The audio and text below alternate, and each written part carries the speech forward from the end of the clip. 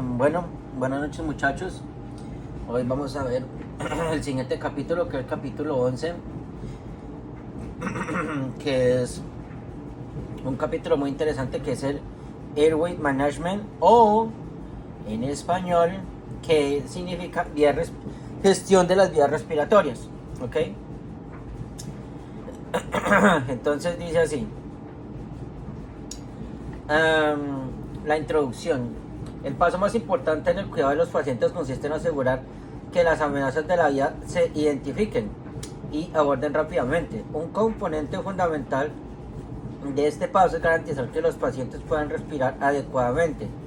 Cuando la capacidad de respiratoria sea afectada, el suministro de oxígeno y de nutrientes a los tejidos y células del cuerpo se ve comprometido. Las células requieren de un suministro constante de oxígeno para sobrevivir. A los pocos segundos de ser privado de oxígeno, órganos vitales como el corazón y el cerebro puede que no funcionen con normalidad. Por lo tanto, es fundamental que reconozcas las vías respiratorias y las deficiencias respiratorias y corregirlas. Inmediatamente, el tejido del cerebro comenzará a morir en un plazo de 4 a 6 minutos sin oxígeno. El oxígeno llega a los tejidos y células del cuerpo a través de dos procesos separados pero relacionados: la respiración y la circulación. A través de dos procesos separados pero relacionados: la respiración y la circulación. Durante la inhalación, el oxígeno se mueve se mueve desde la atmósfera, entra a los pulmones, atraviesa la membrana alveolar y se adhiere a la hemoglobina mediante un proceso llamado difusión. La difusión es un proceso de moléculas que se mueven de un área de mayor concentración a un área de menor concentración. A continuación, los glóbulos rojos llevan la hemoglobina con el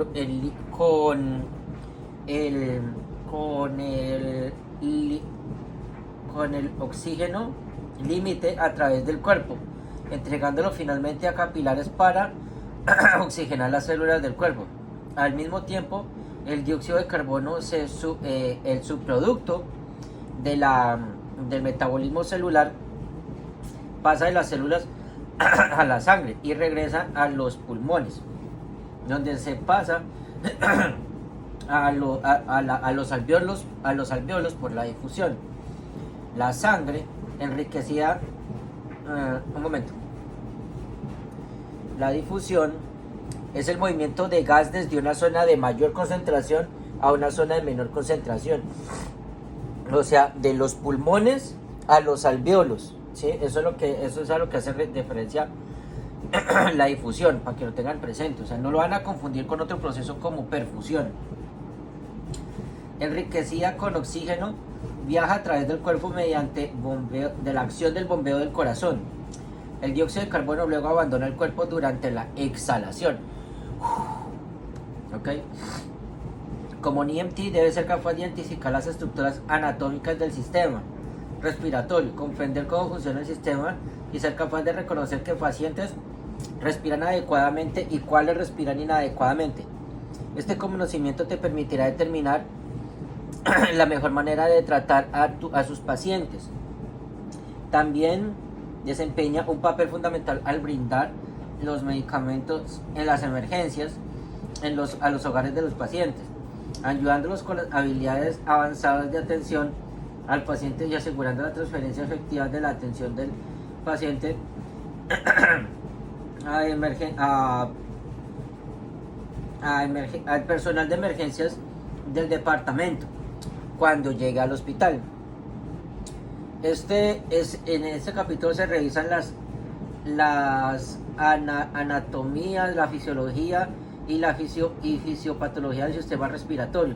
Describe cómo evaluar a los pacientes rápidamente y determinar cuidadosamente sus vías respiratorias y el estado de la ventilación, el equipo y los procedimientos y las pautas que necesitará para gestionar la salud de un paciente. Las vías respiratorias se describen en la respiración en detalle. Aprenderá varias formas de abrir la carpeta de un paciente la carpeta dice así, de un paciente, diría yo que, porque dice las vías respiratorias, las formas de abrir correctamente, creo yo, las vías respiratorias de un paciente, técnicas específicas para retirar objetos extraños y fluidos. Espero que aquí hablen del extractor que funciona de extracción por succión, que funciona a 300 psi de absorción. No me acuerdo si es aquí. Técnicas específicas para objetos extraños y fluidos. Sí, entonces sí. Aprenderá varias formas de abrir las vías respiratorias de un paciente y técnicas específicas para retirar objetos extraños o fluidos que puedan estar comprometiendo las vías respiratorias. Porque las vías respiratorias, los equipos de gestión pueden ser peligrosos si se utilizan incorrectamente. El capítulo los analiza en detalle. Las vías respiratorias adjuntos, los dispositivos de oxígeno de terapia y artificiales, ventilaciones y métodos.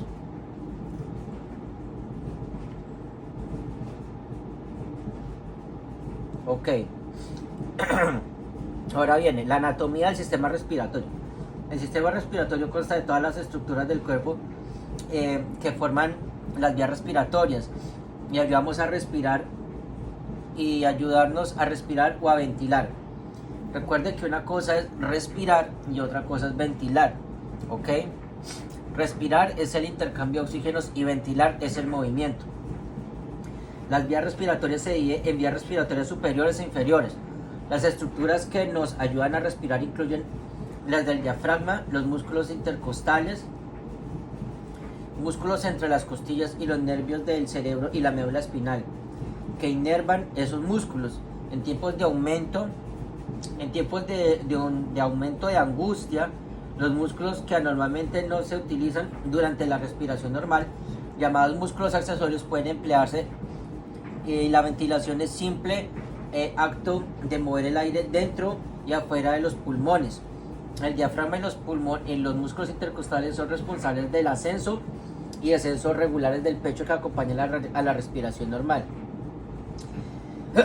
Entonces,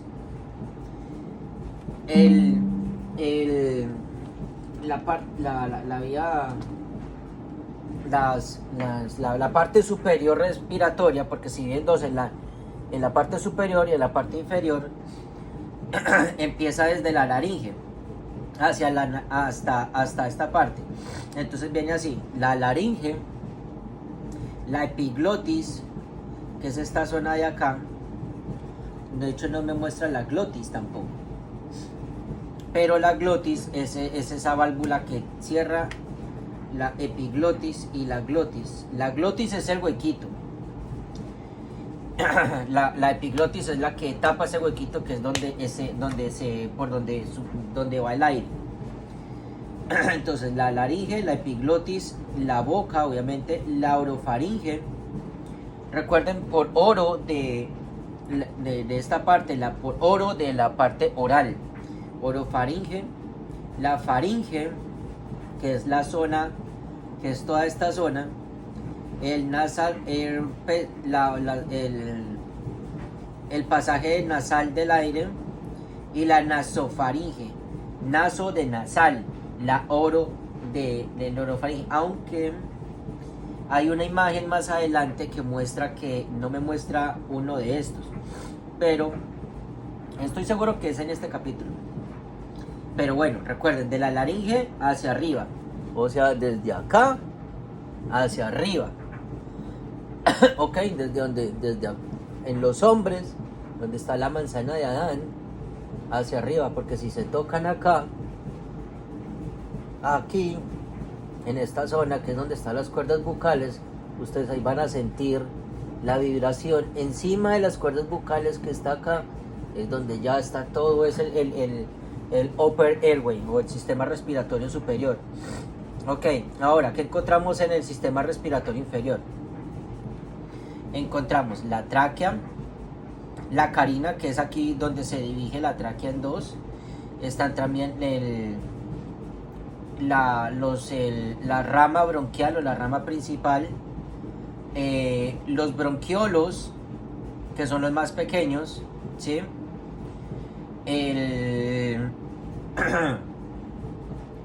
y los alvéolos, que son esta parte. O sea, ellos se dividen desde la tráquea, la carina, el main bronchus, que lo vamos a definirlo de una vez para que quede corregido.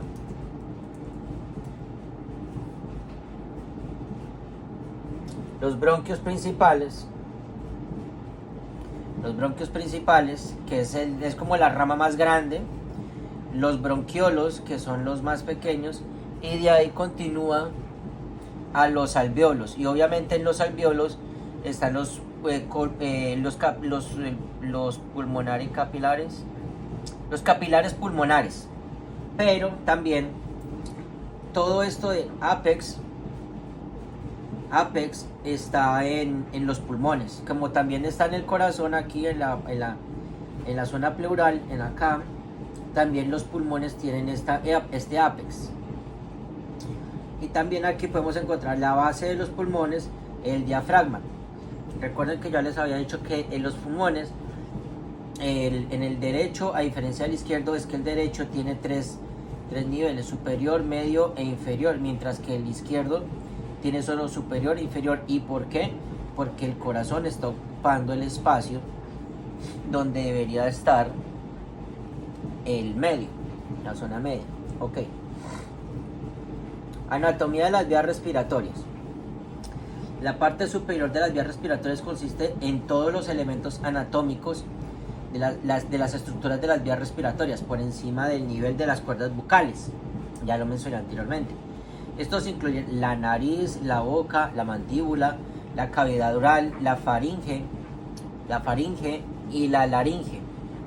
Sus principales, recuerden, la laringe es acá y no la confundir con la faringe, que es encima.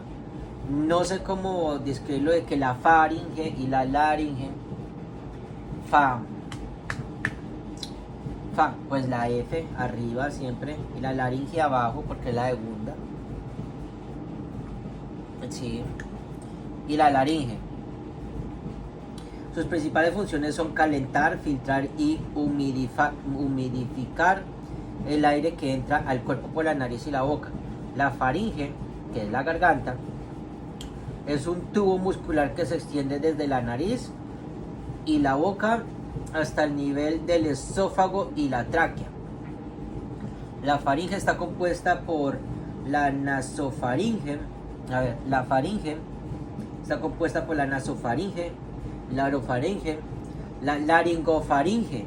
Esta es la que no estaba. También llamada hipofaringe. Laringofaringe. Laringoparacturimicual. La laringofaringe es la porción más baja de la laringe. La laringofaringe es la porción más baja de la faringe. En la base se divide en dos luces, la laringe y en la última instancia y el tráquea o la tráquea. Anteriormente el esófago de la parte anterior y del esófago en la parte posterior. O sea, la tráquea en la parte del frente y el esófago en la parte posterior.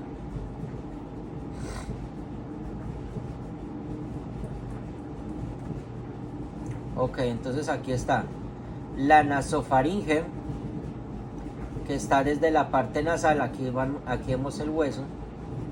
Desde la parte nasal. La orofaringe, como ya lo comentaba, que es donde está la boca, de oral. Y la laringofaringe. La laringofaringe ya sabemos que es desde donde está toda esta zona. Laringofaringe o la faringe y la laringofaringe. Ok. Mandíbula, a ver,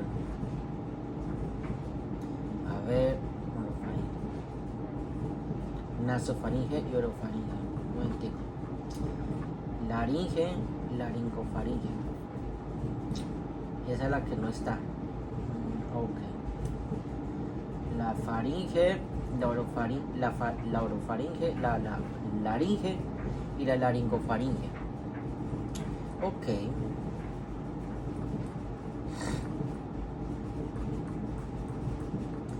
nasofaringe, que es la parte nasal. Durante la inhalación el aire generalmente entra al cuerpo por la nariz y pasa a la nasofaringe. La nasofaringe está revestido por una membrana mucosa ciliada que mantiene los contaminantes como el polvo y otras partículas pequeñas fuera del tracto respiratorio. Además, las membranas mucosas calentan, humedecen el aire cuando entra al cuerpo. La orofaringe, ya saben que la oro pertenece a la boca, oral. La orofaringe forma la porción posterior de la cavidad oral. Posterior, no sé lo que es posterior y anterior. La superior hacia la laringe. La epiglotis ayuda a separar el sistema digestivo del sistema respiratorio, porque ya saben que está la glotis que es el huequito, y la epiglotis que es la que tapa. Ayuda a separar. Con eso incluso me pasó ahora que tú estás tomando agua y se te va, cuando uno dice, ay, se te fue por el camino viejo. No, lo que hizo fue que se fue por la glotis, ¿sí? Y la epiglotis no alcanzó a tapar el aire. Okay. Entonces, la superior hacia la laringe y la epiglotis ayuda a separar el sistema digestivo del sistema respiratorio. Su función es evitar que entren alimentos y líquidos en la laringe durante la deglución. Cuando se produce la deglución, la laringe está elevado. La deglución, que es la comida, ¿no? La laringe está elevado y la epiglotis se pliega sobre la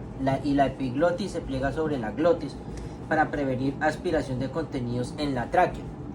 Por eso aquí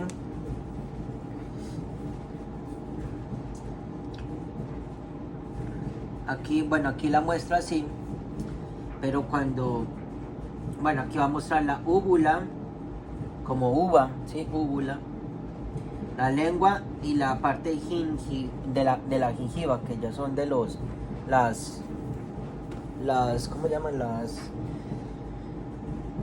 encías, ¿ok? Las encías, eso hace referencia. Cuando estamos aquí, cuando entra la comida, recuerden que siempre los pulmones, esta parte que es la epiglotis, va a tapar la glotis. Cuando nosotros decimos, ay, se me fue por el camino viejo, ¿es por qué? Porque de alguna manera cuando el aire va entrando y la comida también, la epiglotis cierra automáticamente ese camino para que ni los líquidos ni los alimentos se vayan por la tráquea directamente.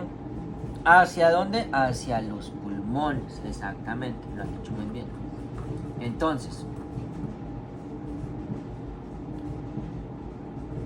cuando viene por acá el alimento y la comida, se tapa la epiglotis, ¿sí? Se tapa así el huequito, lo tapa, para evitar de que la comida se venga a la tráquea, a los bronquiolos y a los main bronquios, o a la parte, ¿cómo se dice? A la rama, o el bronquio principal, o a los bronquios principales, ¿sí? Y así a su vez hacia los pulmones, que eso puede generar problemas respiratorios. Entonces, aquí nos dan una comparación de que es el paladar duro, que es la parte del frente, el paladar suave, que es donde está la úvula, toda esa parte de atrás que es la úvula, entrada del tubo auditorio. Claro, porque los oídos están conectados hacia adentro, ya saben.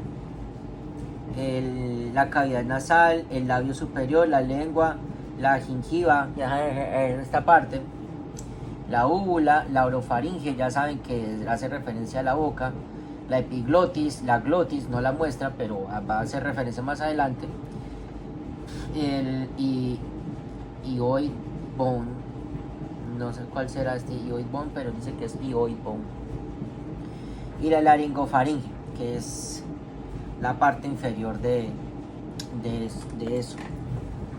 Uy, se me cayó. Discúlpenme, problemas técnicos. Ok, continuamos. La laringe.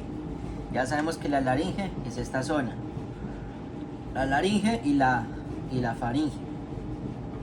Ya hablamos que la faringe está en la parte más arriba.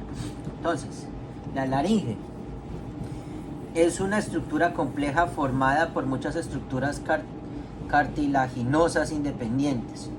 Marca donde se encuentra la parte superior de las vías respiratorias y los extremos, y la parte inferior donde la parte inferior de las vías respiratorias comienza.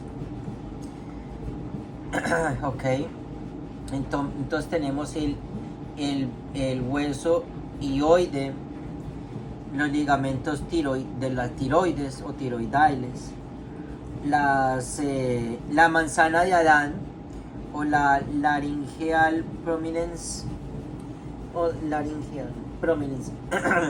ya saben que es de prominencia, el cartílago tiroide, el cartílago pues que ya es esta zona, ya la prominencia laringeal.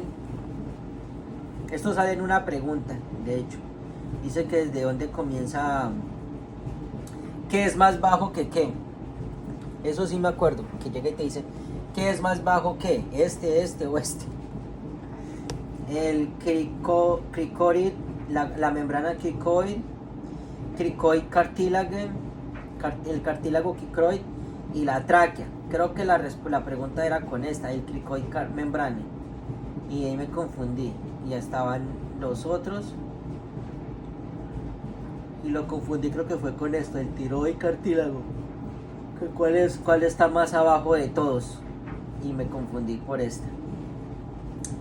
Bueno, entonces para que lo sepan, viene nuevamente el hueso el hueso hioide, el ligamento de tiroidal, la prominencia laringeal o la manzana de Adán, el cartílago tiroide, ya saben que detrás de eso pues está la tiroides, el cricótid, la membrana cricótica, el cartílago, una cosa es el cartílago y otra es la membrana, ok, cricoid, cricotiroid,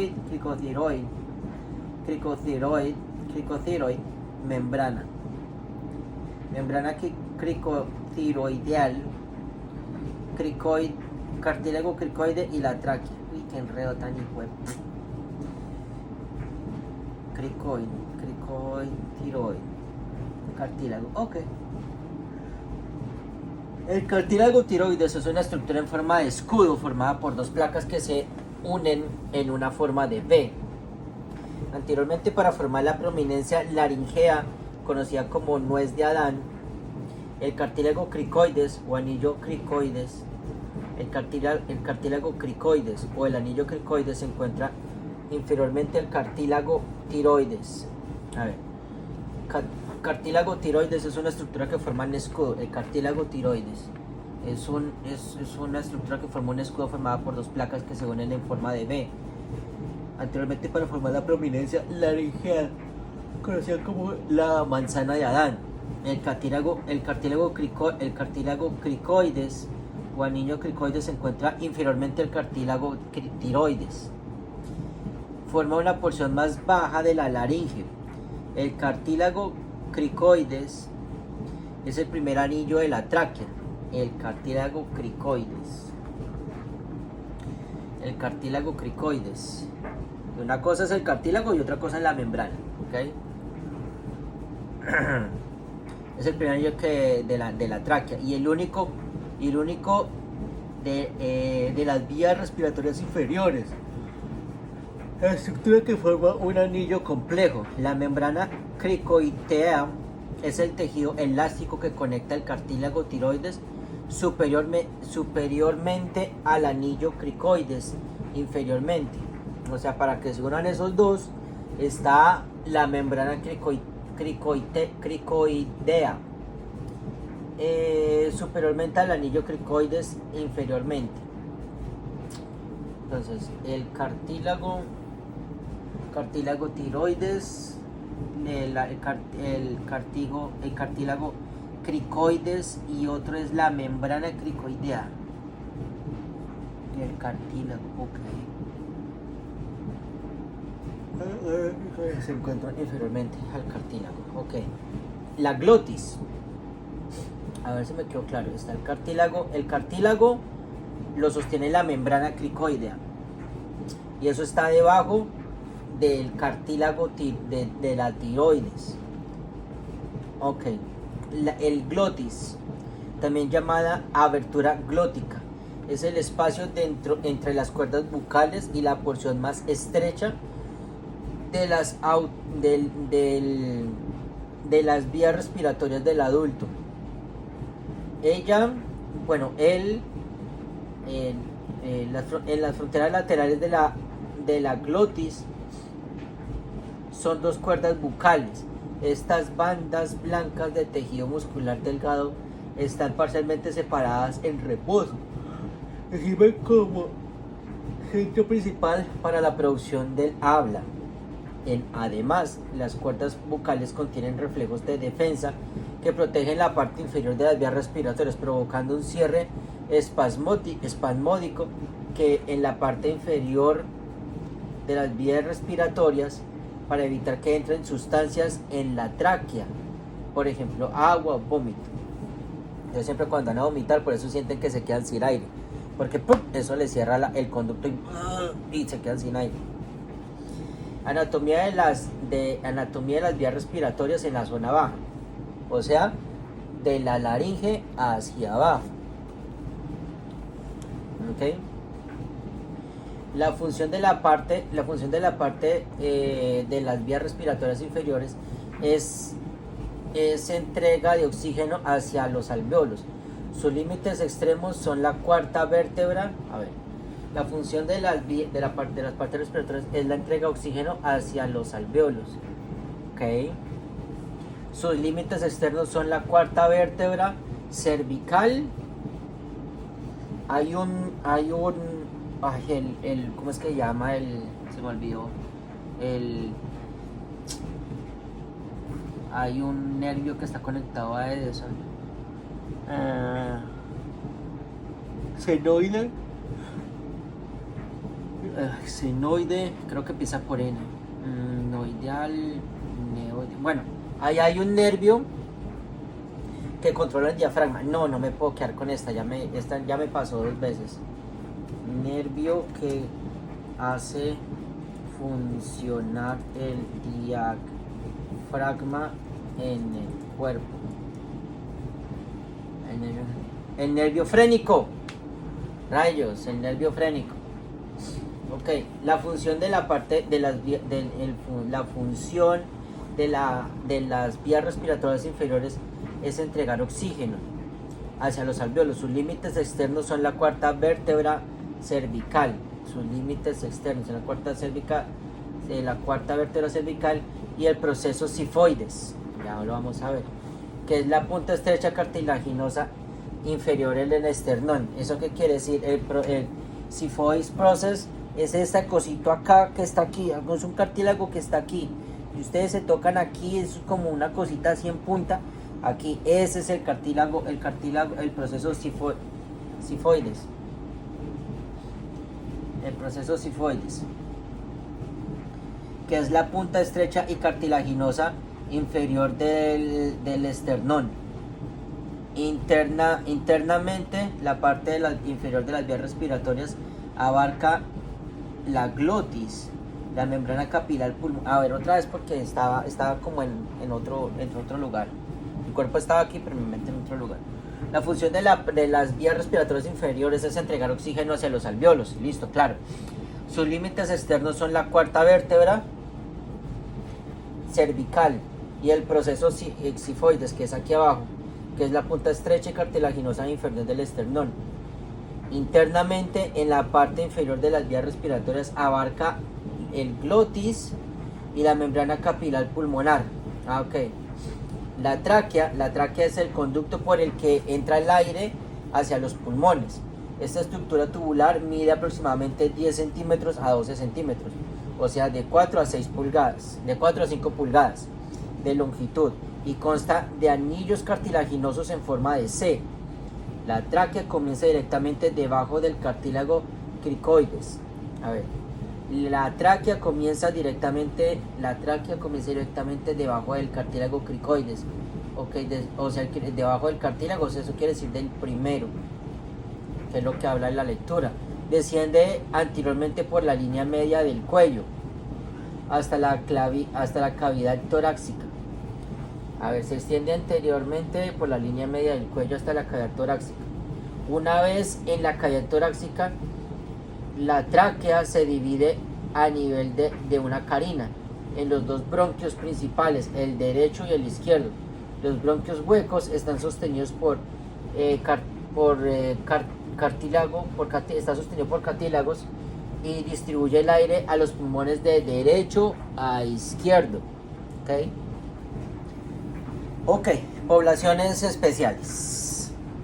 Generalmente las maniobras técnicas e indicaciones para la gestión de las vías respiratorias es la misma en los niños como en adultos. Sin embargo, existen varias diferencias anatómicas. El niño requiere modificación de ciertas técnicas. Los bebés y los niños pequeños tienen un occipucio proporcionalmente más grande, posterior porción del cráneo. Lo que hace que el cuello se flexione, moviendo la cabeza hacia adelante y hacia atrás. Cuando el niño está acostado en supino, o sea, hacia arriba, esta porción en sí misma puede causar una obstrucción en las vías respiratorias. Al colocar, no se le olvide esa palabra, occipucio, porque eso sale en un examen. No sé desde dónde ya se subrayar. Al colocar las vías respiratorias de un niño, el niño está acostado, coloque una toalla doblada debajo de los hombros del niño para mantener una porción neutra en la cabeza. En comparación con los adultos, los niños tienen una porción menor. Los niños tienen una porción menor en la mandíbula y la lengua proporcionalmente más grande. Esto ya lo habíamos visto, más grande. Ambos factores aumentan la incidencia de las vías respiratorias en la obstrucción de los niños. Sin embargo, esta parte sí la voy a subrayar en amarillo para que se vea diferente. ¿Y dónde está el occipucio?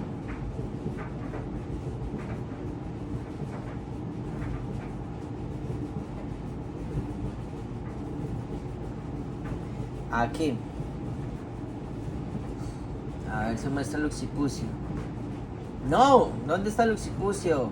Eso queda aquí. Perdón, aquí. Busquémoslo. Occipucio. Occipucio. ¿Qué es? Así, eso es en el cráneo. Eso es en el cráneo, boludo. Acá. Sí. En la parte occipital. Aquí, en el cráneo. Sí, estaba bien. Yo sabía que era en el cráneo. Lo dije, lo mencioné. Está grabado. Que quedaba acá. Ok. Lo mismo. Ya vemos otras partes. Tráquea, esófago. El hyoid bone que está acá. Valécula. Epiglotis. La glotis, ya saben, la lengua y el paladar suave y el paladar duro que está adelante. Entonces, general, el niño en las vías respiratorias más pequeño y estrecho en todos los niveles. La laringe, la posición de la laringe está superior y anterior a ver, espera, porque es que el preciso esta parte está mal traducida. En general, el niño o los niños o las vías respiratorias son más pequeños y estrechos en todos los niveles. La laringe o una parte de la laringe está en la parte superior y anterior que la de un adulto. La laringe también tiene forma de embudo debido a su estrecha y poco desarrollado del cartílago cricoides, ya saben, aquí abajo. En niños menores de 8 años, la parte más estrecha de las vías respiratorias está en el anillo cricoides. Un mayor estrechamiento del anillo cricoideo. A ver, Un mayor estrechamiento del anillo cricoideo inherente estrecho del niño en las vías respiratorias como causa por hinchazón de tejidos blandos o del cuerpo de respiración en cuerpos extraños. Puede aumentar significativamente que la resistencia de las vías respiratorias y provocar insuficiencia respiratoria. ¿Okay? Los niños no tienen musculatura pectoral bien desarrollada y sus costillas y cartílagos son más suaves y flexibles que los de un adulto. Como resultado, la cavidad torácica no puede contribuir óptimamente a la expansión pulmonar. Los niños dependen en gran medida de su diafragma para respirar, que se mueve, y su abdomen de adentro hacia afuera. Por esta razón, los bebés y los niños pequeños se les suele llamar respiraciones abdominales. Eso está en la clase de BLS. Ahí se ve que a los niños no les cuentan la respiración en los pulmones, sino la respiración en el abdomen. Los pulmones están constituidos por toda la masa del tejido que incluye los bronquiolos, los bronquios más pequeños, los bronquiolos y los alvéolos, como está en aquí. Los bronquios,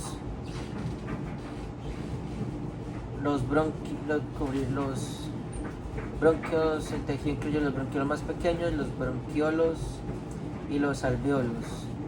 Entonces está la carina, los bronquios, los pequeños bronquios y los bronquioles y los bronquiolos. Bronquios más pequeños, los bronquiolos y los alvéolos. ¿Para qué no muestran los alvéolos? Ah, bueno, los alvéolos. Small bronchi. Ok. Al entrar en los pulmones, cada bronquio se divide en bronquios cada vez más pequeños que pueden girar, subdividir en bronquiolos. ¿Qué? Cada vez más pequeños. Miremos cómo dice aquí en inglés. Quiero mirar. Los bronquios se dividen proporcionalmente en bronquios más pequeños, que a su turno se subdividen en bronquiolos. Bronquiolos. Los bronquios se dividen en bronquios más pequeños, los cuales se subdividen en bronquiolos. Los bronquiolos son tubos delgados y huecos hechos de músculo liso. En torno de estos músculos lisos permite dilatar a los bronquiolos y contraerse en respuesta a diversos estímulos. Cuanto más pequeños, los bronquiolos se ramifican en conductos alveolares que terminan en sacos alveolares. Los alvéolos, situados al final de las vías respiratorias, son millones de sacos y paredes delgadas con forma de globo que sirven como sitio funcional para el intercambio de oxígeno, el intercambio de oxígeno, y se convierte en el dióxido de carbono. Alrededor de cada uno de estos sacos hay un intricado hecho de vasos sanguíneos conocido como vasos pulmonares. Capilares. El oxígeno se difunde a través del revestimiento de los alvéolos en el pulmón capilar, donde, dependiendo del volumen y la presión sanguínea adecuados, se transporta de regreso al corazón para su distribución al resto del cuerpo.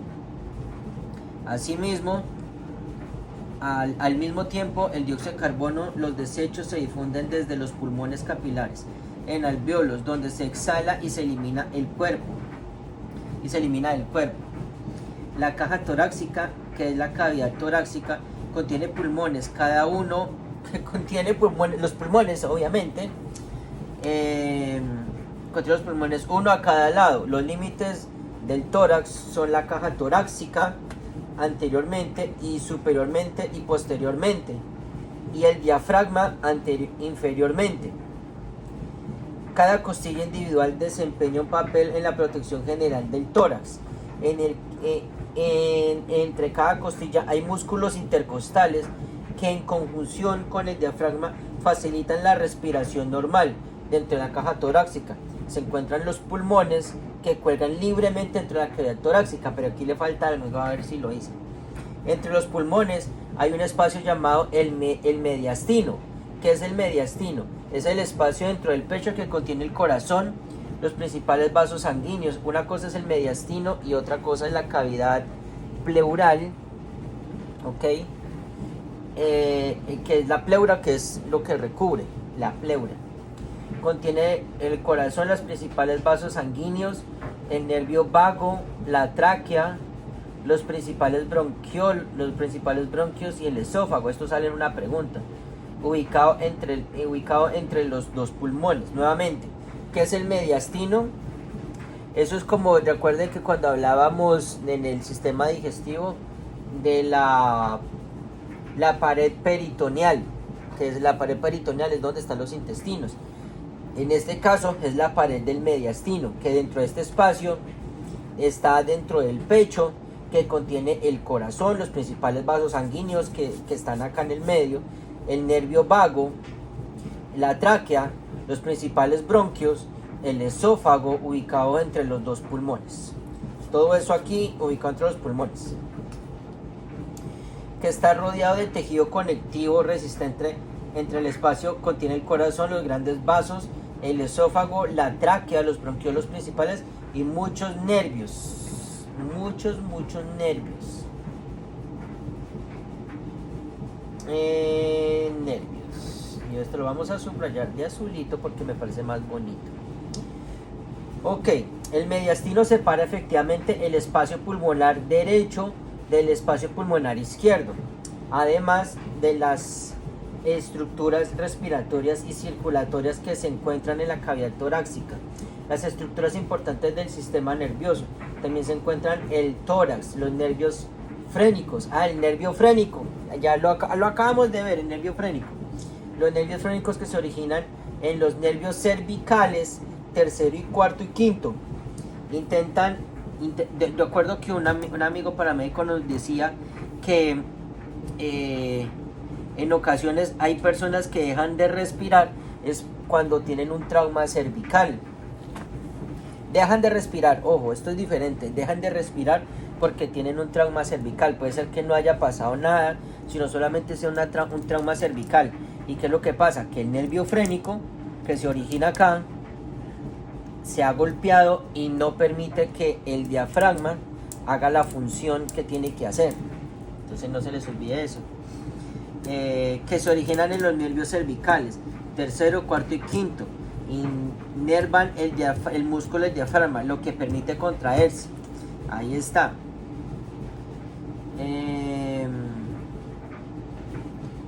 Contract.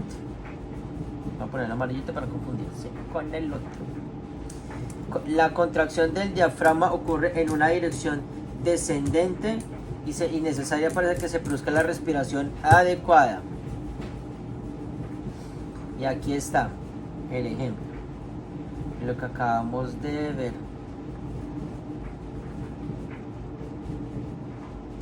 Dicen que están los great vessels o los grandes vasos, en medio que está el corazón, la tráquea, los bronquiolos, o sea la vena cava superior, ya sabemos que esta es la vena cava inferior, la aorta, ok, las arterias coronarias, ¿sí?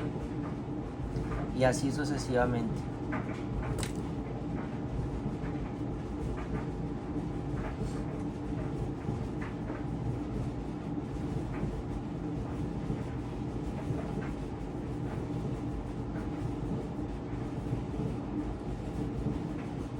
Vamos a ver un momentico.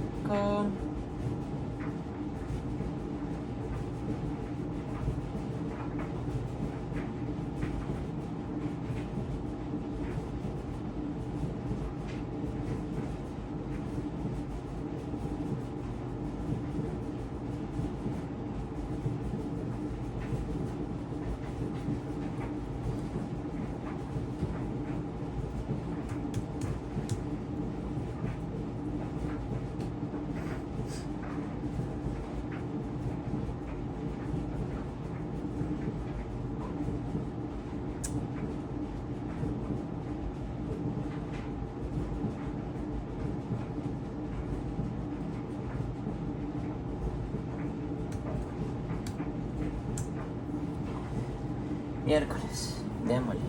Todavía nos quedan muchas hojas. La fisiología de la respiración. Los sistemas respiratorio y cardiovasculares trabajan juntos para garantizar el suministro constante de oxígeno. Los nutrientes se encargan a cada célula.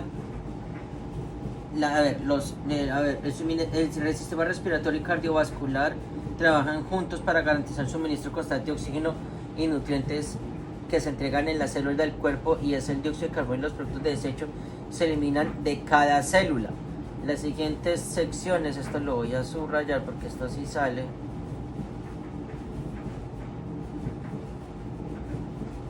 Esto sale, de todas maneras tenerlo en cuenta. Las siguientes secciones describirán el proceso de ventilación. Las siguientes secciones describirán el proceso de ventilación, oxigenación y respiración. Las siguientes secciones describirán el proceso de ventilación, oxigenación y respiración. Ventilación es el movimiento, la respiración es el intercambio de gases, y la oxigenación es el proceso de circular oxígeno en las células. Vamos a ver si me acuerdo bien. Oxigenación, el proceso entre oxígeno en la sangre mediante difusión entre los alvéolos luego de la inhalación hacia los pulmones. Bueno, no estaba tan equivocado. Sin embargo, primero es necesario comprender cómo se conectan los procesos de respiración y circulación. Como se describió anteriormente, el aire ingresa al cuerpo a través de las fosas nasales y viajan a los pulmones. Esto ocurre porque se crea una presión negativa. Espera, esta es una parte que no había entendido. A ver, se describió anteriormente, ingresa al cuerpo a través de la... Ingresa, o sea, eso es negativo, y positivo es porque sale, creo que es así, sí, a ver. En las fosas nasales y viaja a los pulmones. Esto ocurre porque se crea una presión negativa en el pecho, cuando la cavidad torácica se agranda debido a la contracción del diafragma. Y los músculos intercostales. Finalmente el aire llega a los arcos alveolares, donde el oxígeno se difunde a través de la membrana alveolar y se une a la hemoglobina en el torrente sanguíneo. Al mismo tiempo, el dióxido de carbono se difunde desde el torrente sanguíneo hacia los alvéolos. El dióxido de carbono se exhala de los pulmones y el oxígeno es transportado de regreso al corazón, donde se distribuye al resto del cuerpo. Nuevamente esa parte. Entonces, finalmente el aire llega a los sacos alveolares, que son los más pequeñitos, donde el oxígeno se difunde a través de la membrana alveolar y se une a la hemoglobina, o sea, la sangre, en el torrente sanguíneo. Asimismo, al mismo tiempo, el dióxido de carbono se difunde desde el torrente sanguíneo hacia los alvéolos. El dióxido de carbono se exhala de los pulmones, o sea, se saca, y el oxígeno es transportado de regreso al corazón, donde se distribuye al resto del cuerpo. Esta es la parte importante. A los sacos alveolares.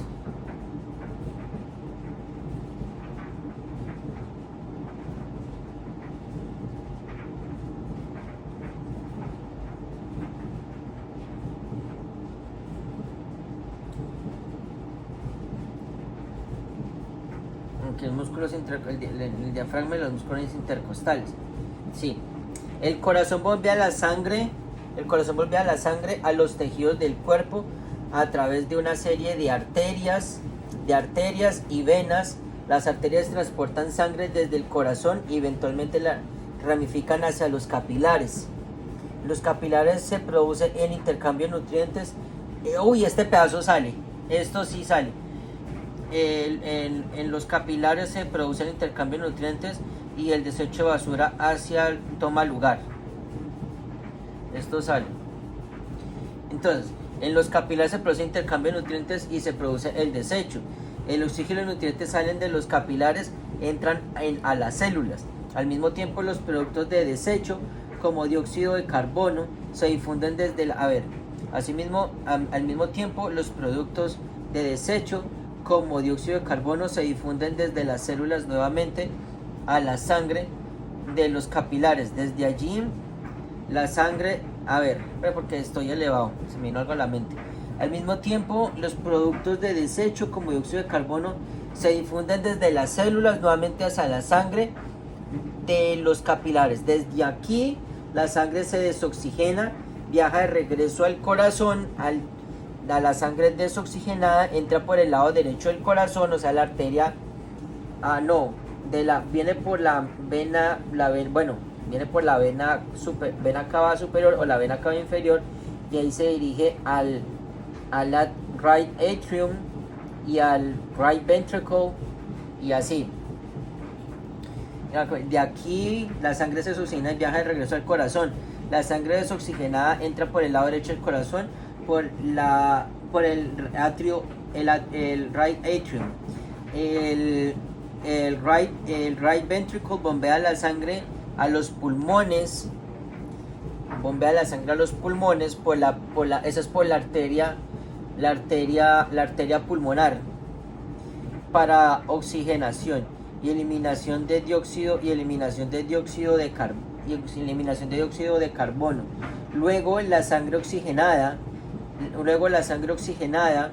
regresa al corazón, por el atrio izquierdo, por el right atrium, sí, pero ¿por dónde viene? Viene por la vena pulmonar.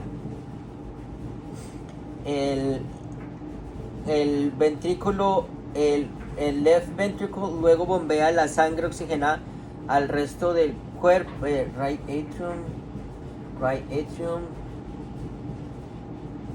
esperen, ¿qué? Al atrio derecho, porque el corazón, él viene por el right ventricle. No, así, él viene por el right ventricle, right ventricle, right atrium, right ventricle, y viene del left ventricle, right atrium hacia el left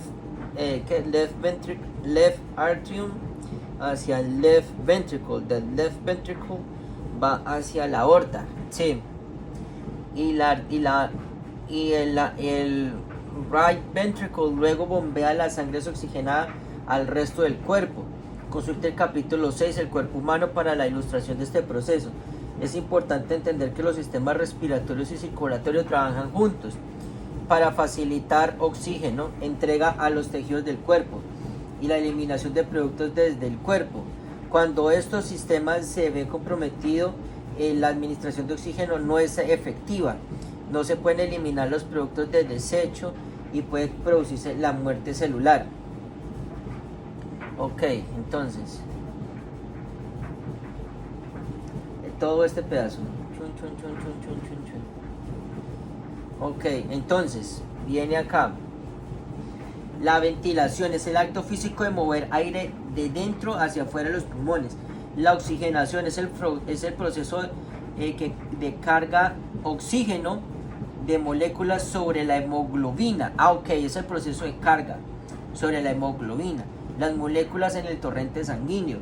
La respiración es el intercambio real de gases o de oxígeno y dióxido de carbono en los alvéolos, así como los tejidos del cuerpo.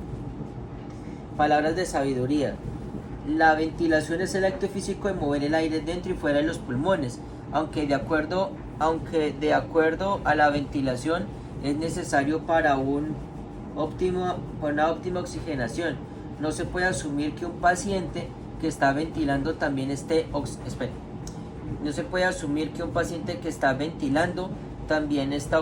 oxigenando. Ok. Un paciente que no se puede asumir que un paciente que está ventilando, o sea, que está haciendo el movimiento, no está oxigenando. Y eso se puede hacer por el oxígeno, el oxímetro de pulso.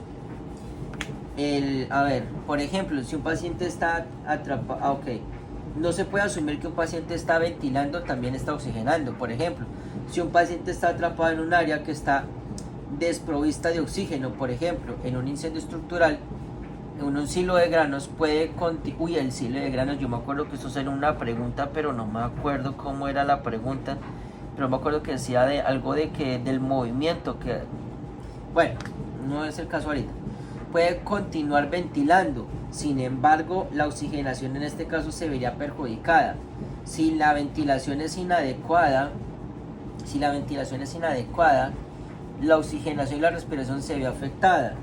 Ejemplos de lesiones o afecciones que pueden afectar la ventilación, incluir el pecho inestable, cuerpos extraños en las vías respiratorias, obstrucción o una lesión en la médula espinal que perturbaría los nervios frénicos que inervan el diafragma. La ventilación. La ventilación pulmonar es el proceso de mover el aire dentro y fuera de los pulmones. Es necesario para la ventilación pulmonar. La ventilación pulmonar es el proceso de mover el aire de adentro hacia afuera de los pulmones. Es necesario para la oxigenación y respiración ocurra adecuado. La ventilación continua es esencial para la vida. Por lo tanto, es una de las mayores prioridades al tratar de cualquier paciente. Si un paciente no respira o respira de forma inadecuada, debe intervenir de inmediato para garantizar una respiración adecuada, o sea, la ventilación. Si un paciente no respira o respira de forma inadecuada, ok, listo. La inhalación, ahí van dos, la inhalación y la exhalación. Dentro de la ventilación, la parte activa muscular de la respiración se llama inhalación. Cuando una persona inhala, el diafragma y los músculos intercostales se contraen, permitiendo que el aire entre al cuerpo, viaje a los pulmones. Ok, cuando se contrae el diafragma, se mueve ligeramente hacia abajo. Yo no lo entendía cuando yo me lo imaginaba siempre. Yo decía, pero si el diafragma me dice que se está contrayendo, es cuando está haciendo eso. Una cosa es cuando se contrae y otra cosa es cuando se expande. Pero aquí en esto hace que la contracción del diafragma hace que se mueva hacia abajo. Entonces, en la parte activa de la respiración se llama inhalación. La parte activa, esto también sale en una pregunta, no estoy tan mal, pero es así. La parte activa y muscular de la respiración se llama inhalación, no la exhalación. Eso es otra. Cuando una persona inhala, el diafragma y los músculos intercostales se contraen, permitiendo que el aire entre al cuerpo y viaje a los pulmones. Cuando se contrae, el diafragma se mueve ligeramente hacia abajo, agrandando la caja torácica, de arriba hacia abajo. Cuando los músculos intercostales se contraen, elevan las costillas hacia arriba y hacia afuera. La acción combinada de estas estructuras agranda las costillas, el tórax en todas las direcciones. Toma un profundo respiro para ver cómo se expande tu pecho. Entonces pueden hacer esto y ven cómo sus costillas y todo su pecho se elevan. Los pulmones no tienen tejido muscular, por lo tanto no pueden moverse por sí solos. Ellos que tienen es un tejido liso.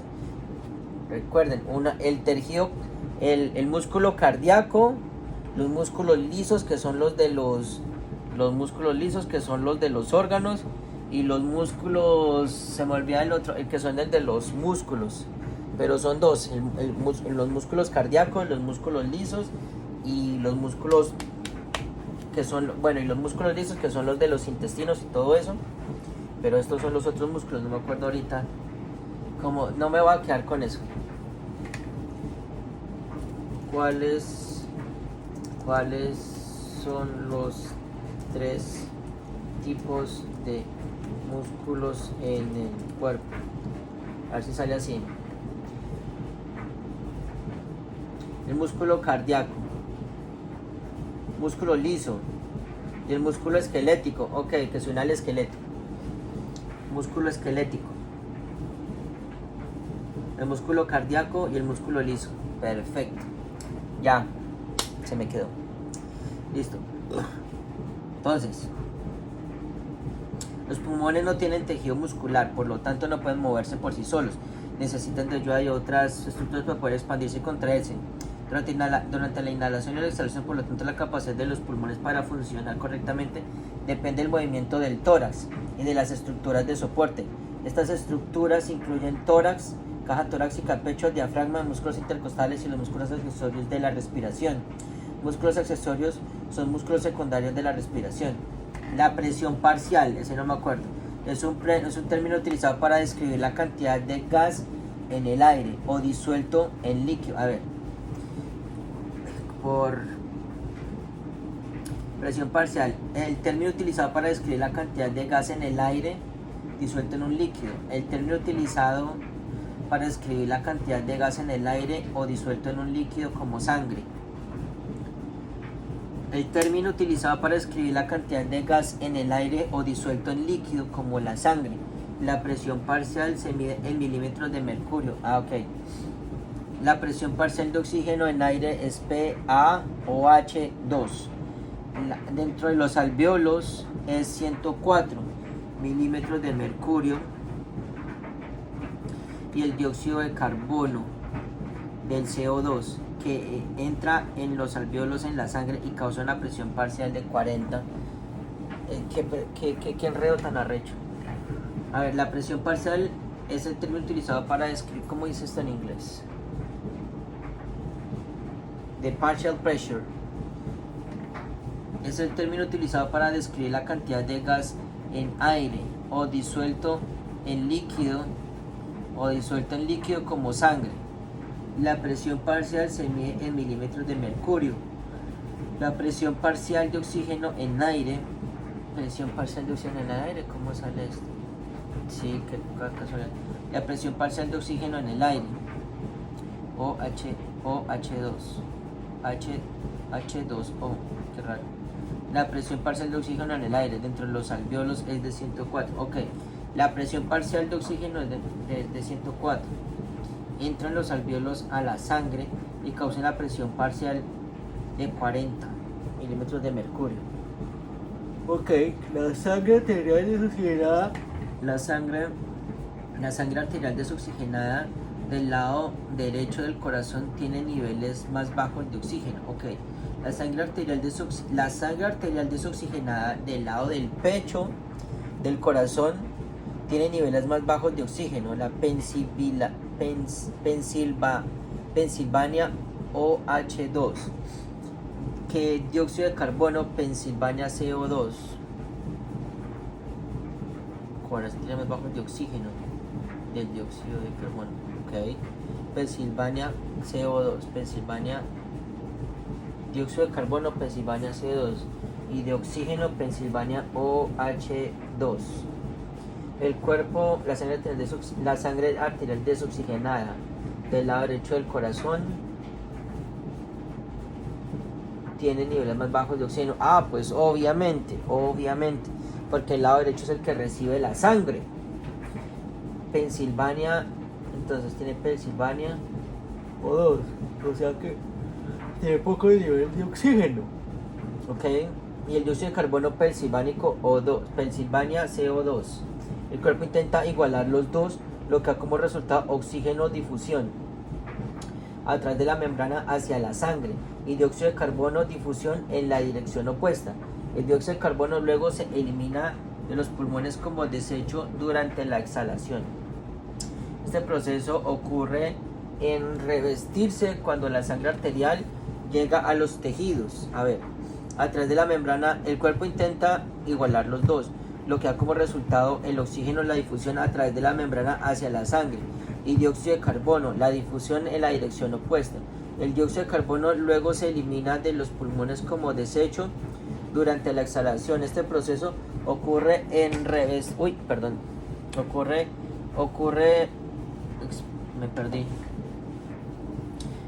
Elimina los pulmones en desecho durante la exhalación. Este proceso ocurre en revertirse cuando la sangre arterial llega a los tejidos. El oxígeno se difunde en el líquido tisual y luego en las células. Ahí yo me acuerdo que hay un dibujo que habla sobre eso. Las células. El dióxido de carbono se difunde fuera de las células y luego pasa al líquido tisular y a la sangre. La presión del aire fuera del cuerpo llama llamada presión atmosférica, normalmente es más alta que la presión del aire dentro del cuerpo, o sea, el tórax. Entonces, nuevamente, la presión de aire fuera del cuerpo, llamada presión atmosférica, normalmente es más alta que la presión del aire dentro del cuerpo, o sea, dentro del tórax. Durante la inhalación, la caja torácica se expande y la presión del aire dentro del tórax disminuye cuando exhala. Ok, porque está llenando de aire. Cuando un ligero vacío, creando un ligero vacío, esto atrae aire a través de la tráquea, lo que hace que los pulmones se llenen en un proceso llamado presión negativa. ¿Qué? Espérame, porque ahorita estábamos hablando presión negativa.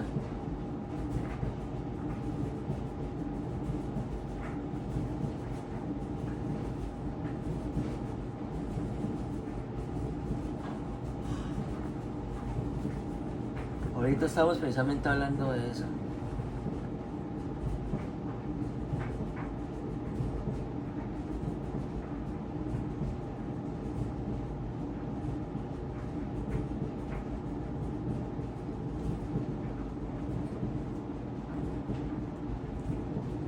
Ok, esto corre, aquí está. Entonces viaja a los pulmones, esto corre una presión negativa. Ok.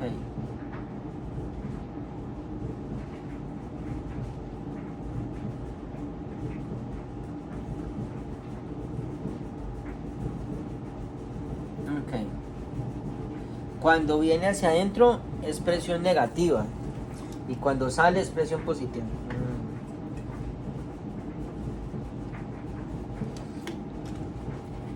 Esto trae aire a través de la tráquea, lo que hace que los pulmones se llenen en un proceso llamado presión negativa.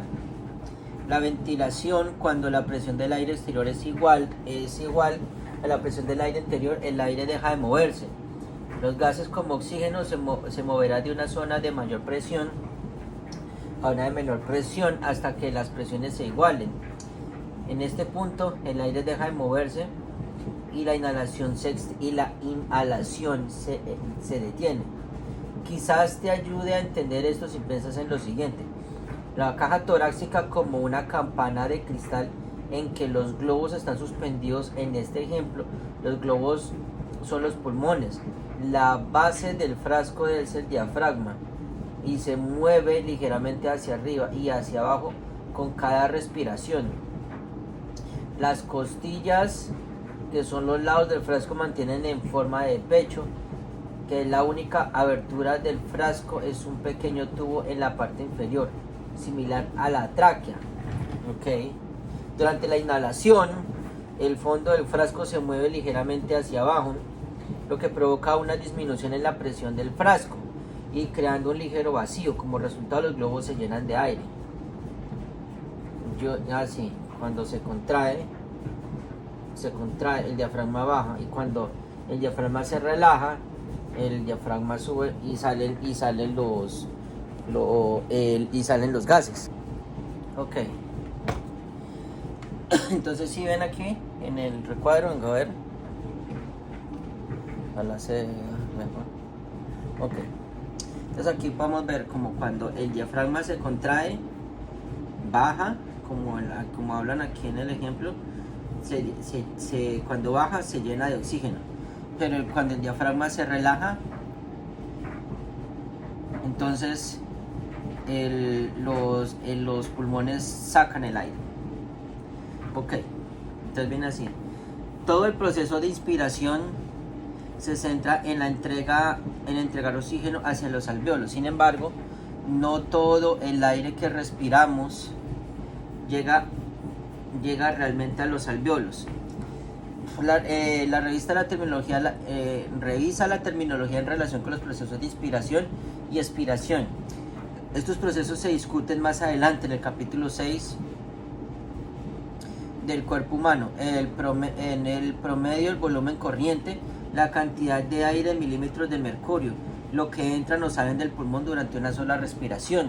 Para un hombre adulto promedio son aproximadamente 500 milímetros de mililitros. La respiración se vuelve más profunda a medida que el volumen corriente responde a la mayor demanda metabólica de oxígeno. Sin embargo, como se señaló anteriormente, no todo el aire inspirado llega a los alvéolos para el intercambio de gases. Es el espacio muerto que está aquí, como porción de aire inspirado que no llega a los alvéolos y la entrega de oxígeno. Ay, aquí ven estos términos siempre me confundieron. Volumen corriente es la cantidad de aire en milímetros en mililitros que entra o sale de los pulmones durante la respiración. El volumen residual, y todo esto creo casi como está en la tabla, casi que salen unas preguntas. El volumen residual, el aire que queda en los pulmones después de la expiración máxima. El volumen residual es el que queda en la expiración. Ya sabe que la expiración es lo que sale, es el volumen residual, el residuo de lo que queda. Ventilación alveolar, el volumen de aire que llega a los alvéolos, calculado restando la cantidad de espacio muerto, aire de volumen corriente. Volumen sobre el minuto, volumen de aire que se mueve a través de los pulmones en un minuto, calculándola multiplicando el volumen corriente y la frecuencia respiratoria. Lo único que me preocupa es la cantidad de volumen corriente. Uno puede decir que lo normal, que son 500 mililitros, pero mis pulmones no van a ser los mismos que los pulmones de otro adulto que sea más grande y más fornido que yo. Entonces, el volumen del minuto alveolar, el volumen de aire que se mueve a través de los pulmones en un minuto menos espacio muerto, calculando, multiplicando el volumen corriente menos el espacio muerto y la frecuencia respiratoria. Eso es muy difícil de calcular así. La capacidad, creo, hay una máquina que lo hace, pero no me acuerdo cómo se llama ahorita.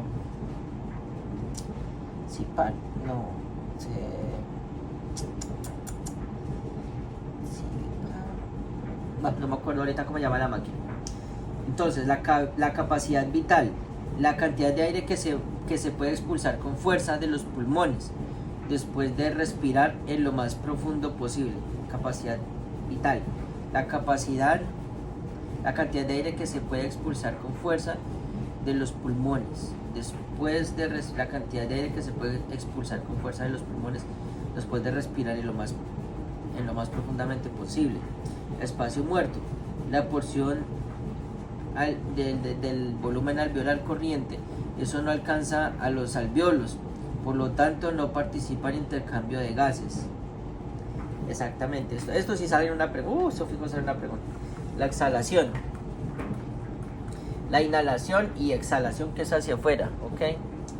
La diferencia de la inhalación, la exhalación normalmente no requiere esfuerzo muscular, por lo tanto es un proceso pasivo. Activo cuando voy hacia adentro y pasivo cuando voy hacia afuera. Durante la exhalación, el diafragma y los músculos intercostales se relajan.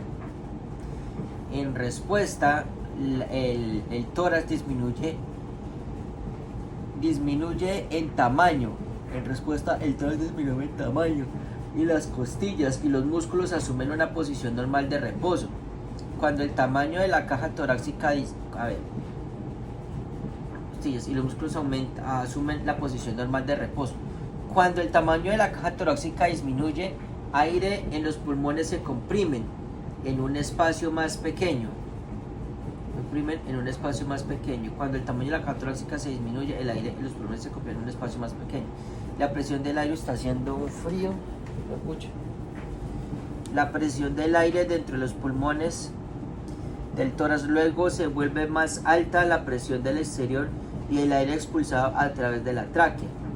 Recuerde que el aire llega a los pulmones si viaja a través de las vías respiratorias, la tráquea. Por eso es importante limpiar y mantener un espacio abierto.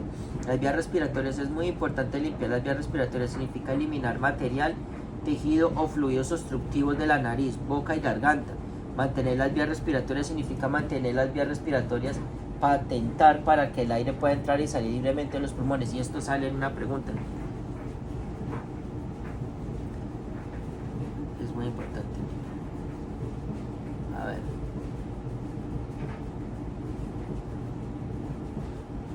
is so important. Ay, hasta aquí. Cayó el mouse.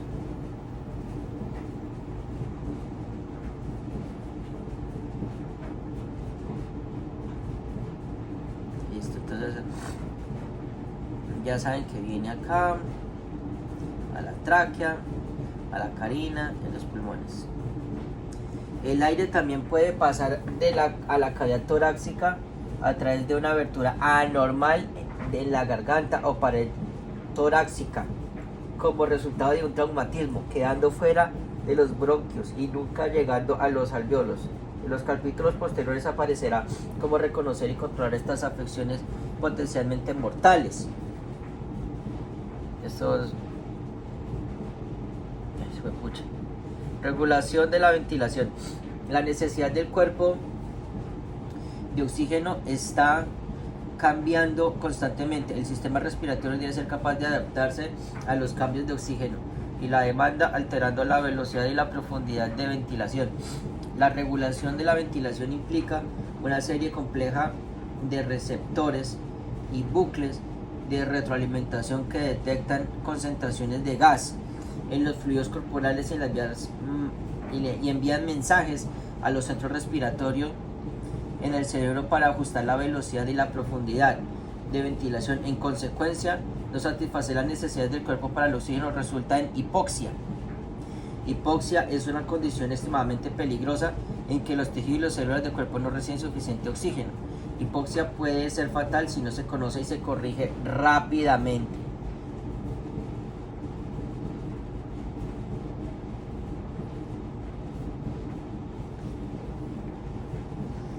Para la mayoría de las personas el impulso de respirar se basa en cambios de pH. El pH relacionados con dióxido de carbono, los niveles de dióxido de carbono en la sangre y líquido cefalorraquídeo. Cuando el dióxido de carbono, el nivel del dióxido de carbono, el aumento de la sangre, el pH y del líquido cefalorraquídeo, el líquido cefalorraquídeo disminuye. ¿Cómo es en inglés este? Para la mayoría de las personas el impulso de respirar se basa en cambios de pH de la sangre, líquido cefalorraquídeo.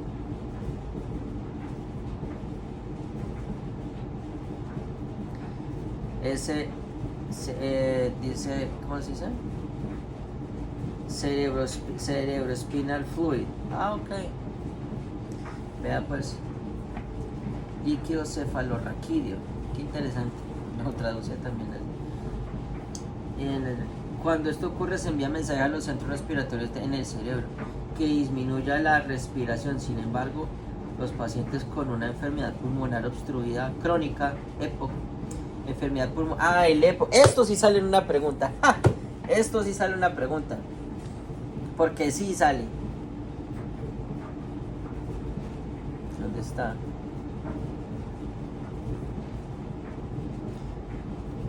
COPD.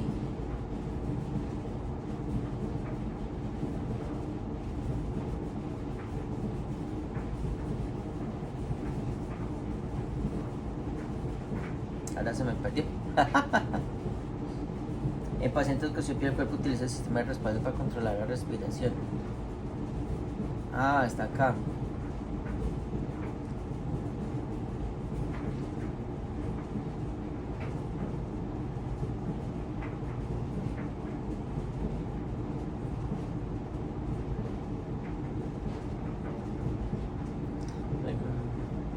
¿Por qué se me pierde aquí lo que dice?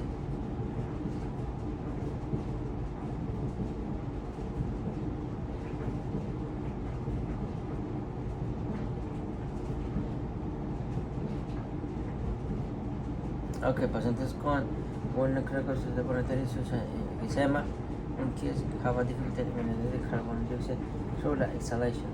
Thus they weigh the higher levels of carbon dioxide.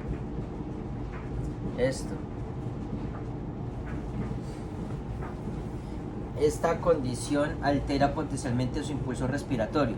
La teoría de que los centros respiratorios, que es el ajuste del cerebro gradualmente para acomodar los altos niveles de dióxido de carbono. En pacientes con EPOC, el cuerpo utiliza un sistema de respaldo para controlar la respiración. En pacientes con EPOC, el cuerpo utiliza un sistema de respaldo para controlar la respiración. Esta teoría de control secundario de la respiración, llamada impulso hipóxico, se basa en niveles de oxígeno disuelto en plasma. Este método es diferente del control. Espera, ¿qué? En pacientes con EPOC, el cuerpo utiliza un sistema de respaldo para controlar la respiración. Esta teoría de control secundario de la respiración, llamada impulso hipóxico, se basa en niveles de oxígeno disuelto en plasma. Este método diferente del control primario de la respiración, que se utiliza el dióxido de carbono como fuerza motriz. El impulso hipóxico se encuentra típicamente en la etapa final de la EPOC, proporcionando altas concentraciones de oxígeno. Con el tiempo aumentará la cantidad de oxígeno disuelto en el plasma. Algunos creen que esto podría afectar negativamente la capacidad del cuerpo para respirar. Es importante recordar que altas concentraciones de oxígeno deberían nunca no administrar ningún paciente que lo necesite. A ver, esto sí, eso, me acuerdo de esta parte, yo creo que esto nos comentaron algo de esto. Es importante recordar que las altas concentraciones de oxígeno nunca debería administrar a ningún paciente que lo necesite. Los pacientes con compromiso respiratorio circulatorio grave deben recibir altas concentraciones de oxígeno independientemente de sus condiciones médicas subyacentes. Los pacientes que respiran de manera inadecuada mostrarán diversos signos y síntomas de hipoxia. La aparición del grado de daño tisular causado por hipoxia a menudo dependen de la cantidad de la ventilación. Los primeros signos de hipoxia incluyen inquietud, irritabilidad, aprensión rápida, frecuencia cardíaca y taquicardia. La ansiedad.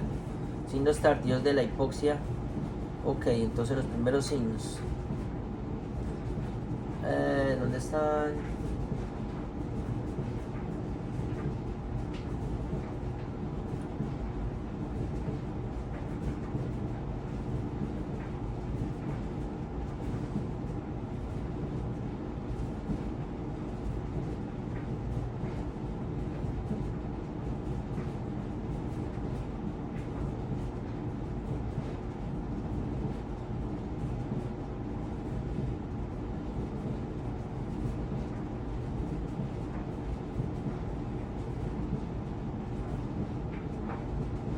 Ok, ahora sí lo puedo leer.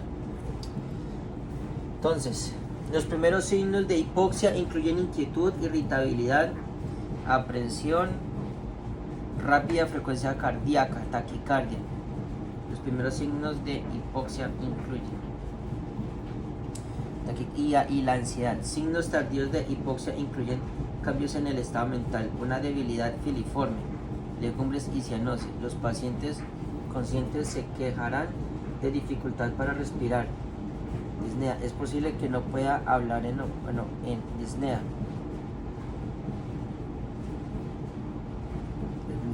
Y es posible que no pueda hablar en oraciones completas. El mejor momento para dar un tratamiento a un paciente con oxígeno es antes de los signos y síntomas. El mejor momento de dar a un tratamiento, el mejor momento para dar un tratamiento a un paciente de oxígeno es antes de los signos y síntomas de hipoxia. Que aparezcan los síntomas de hipoxia. Esto es súper importante. Señalar con rojo, que es importante. Muchachos, yo lo voy a dejar hasta acá porque ya es tarde. Mañana podemos continuar con esta parte.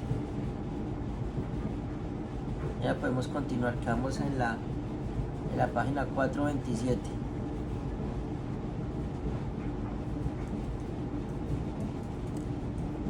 Bueno, 427.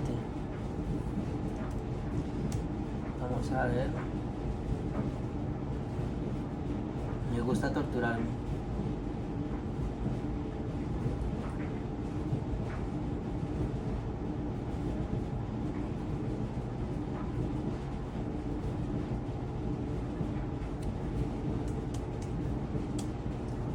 45, no, sigamos perdiendo. Me faltaba más cuando empecé.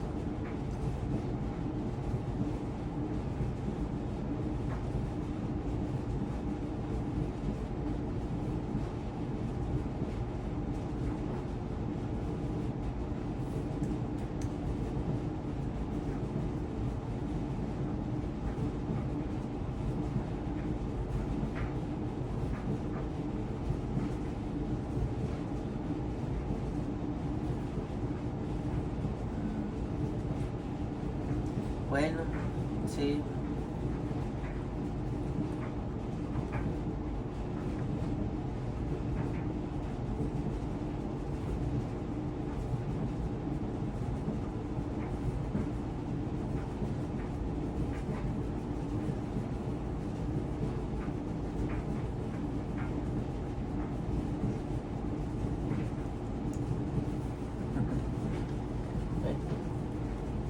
Alcancé a hacer 10 hojas. Bueno, muchachos, yo estoy cansado. Vamos a dejar esto hasta aquí y continuamos mañana. Dios los bendiga y que pasen buena noche. Estamos en contacto. Cambio y fuera.